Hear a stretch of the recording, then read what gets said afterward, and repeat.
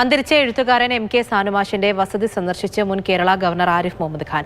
സാനുമാഷ് പകർന്ന വെളിച്ചം എല്ലാ കാലവും നിലനിൽക്കുമെന്ന് അദ്ദേഹം അനുസ്മരിച്ചു.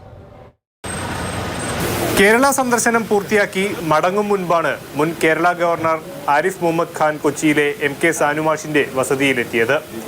12 കാലോടെ എത്തിയ അദ്ദേഹത്തെ സാനുമാഷിന്റെ മക്കളും കൊച്ചുമക്കളും അടങ്ങുന്ന കുടുംബാംഗങ്ങൾ ചേർന്ന് സ്വീകരിച്ചു.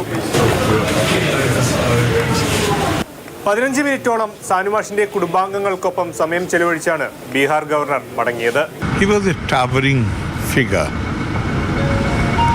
And not just me, everybody, his physical body has gone.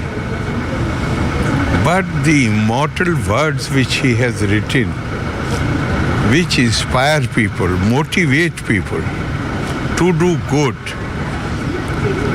So he will be remembered through his works. I salute him.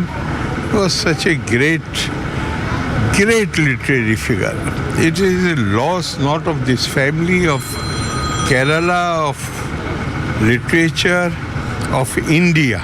ഉപരാഷ്ട്രപതി സ്ഥാനത്തേക്ക് ആരിഫ് മുഹമ്മദ് ഖാന്റെ പേരും ചർച്ചയിലുണ്ടല്ലോ എന്ന ചോദ്യത്തിന് അദ്ദേഹത്തിന്റെ മറുപടി ഇങ്ങനെ: I won't encourage speculation, and Vice President candidate.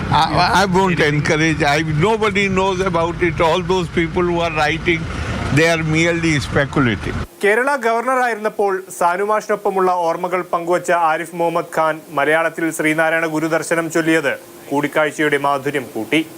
Sreenarayana ഗുരു പറഞ്ഞിട്ടുണ്ട് എന്ന് പറഞ്ഞു തുടങ്ങിയപ്പോൾ തന്നെ ശ്രീ ആരിഫ് മുഹമ്മദ് ഖാൻ ഇങ്ങോട്ട് പറയുകയായിരുന്നു, ഒരു ജാതി, ഒരു മതം, ഒരു ദൈവം.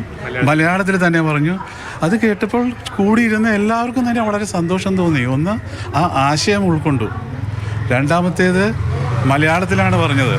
എല്ലാം വളരെ ഹാർദവമായിട്ടുള്ള ഒരു സന്ദർശനമായിരുന്നു. ജോയ്സിയാറിനൊപ്പം വിഷ്ണുപ്രകാശ്, മാതൃഭൂമി ന്യൂസ്, കൊച്ചി.